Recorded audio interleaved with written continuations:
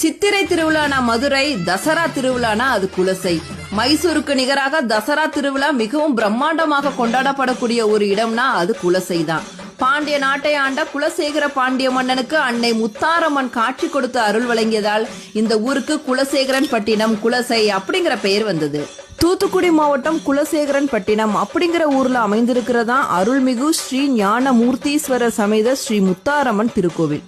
பொதுவாக சிவாலயங்கள்ல சிவபெருமான லிங்க திருமேனியா தான் தரிசிக்க முடியும். ஆனா இந்த கோவில்ல சிவபெருமானும் பார்வதி தேவியும் அமர்ந்த கோலத்துல காட்சி தராங்க. மக்களோட உடம்புல ஏற்பட்ட முத்து போன்ற அம்மையை இந்த அம்மன் ஆற்றியதால் முத்தாரம்மன் அப்படிங்கிற பெயர் வந்தது. ஒரு சாதாரண கோவிலா இருந்தது இன்னைக்கு உலக பிரசித்தி பெற்ற கோவிலா மாறி இருக்குன்னா அதற்கு காரணம் முத்தாரம்மனோட சக்தி தான். குலசை மக்களோட குல தெய்வமே முத்தாரம்மன் தான். முத்தாரம்மனை நம்பினவங்களோட வாழ்க்கை முத்து போல எப்பயுமே பிரகாசமா தான் இருக்கும்.